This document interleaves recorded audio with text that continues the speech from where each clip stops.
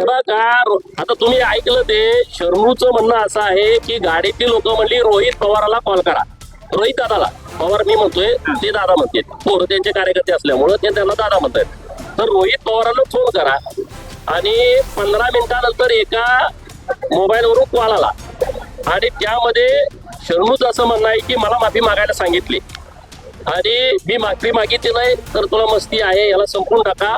अशा पद्धतीचं प्रकरण हे सगळ्या या गोष्टीमध्ये घडलंय असं त्याचं म्हणणं आहे.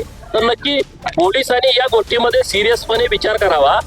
जर कोणाचा कॉल आलाय, कोण व्हिडिओ कॉलवरती बोललं, हे लोकांच्या समोर येऊ द्या ना. आणि बाहेरची मुलं पुण्याचे कसे काय लोक येत आहेत? हा जो सुरवसे आहे तो काय पुण्यापर्यंत एवढा काय त्याचा संपर्क असेल मला असं वाटत नाही. तो तर इथला सोलापूर मधला मुलगा आहे आणि त्याला तुम्ही कशाला पुढे करताय? त्याला तुम्ही बळीचा बकरा कशासाठी बनवताय? तुम्ही जी सगळी मुलं पाठवलेली आहेत, गाडी कुठून आली, कशी आली आणि इथून कर्नाटक मध्ये घेऊन जाण्याचा प्लॅन काय? जिथं ती मुलं 3 गाडीतून उतरली आणि रेल्वे पुण्याला गेली, तिथून पुढं 4 तास लागणार आहे असं बोलत होते. ज्या स्पॉटला शर्मूला घेऊन जायचं आणि त्याची हत्या करायची, तो स्पॉट तिथून 4 तास पुढे आहे. हे कुणी ठरवलं? स्पॉट निश्चित कुणी केला? हे सगळं प्रकरण बाहेर येण्याची आवश्यकता आहे आणि मला विश्वास आहे की पोलीस नक्की हे प्रकरण बाहेर काढतात. व्हिडिओ कॉल करण्यामागचा उद्देश नेमका काय होता? आता ते तपासायला पाहिजे ना. मी तर पोलीस नाही, तपासायला पाहिजे ना हे सगळं कशासाठी केलं, व्हिडिओ कॉल करण्याचा.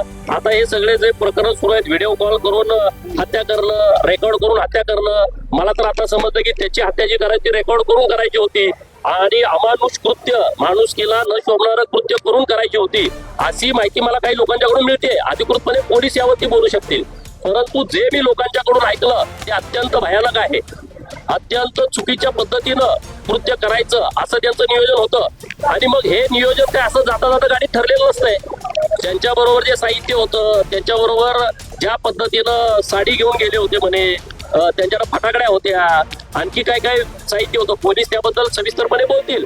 हे प्रिप्लॅन असल्याशिवाय अत्यंत थंड डोक्यानं केलेला हा कट आहे आणि हा कट या पोरांनी केलाय असं मला अजिबात वाटत नाही.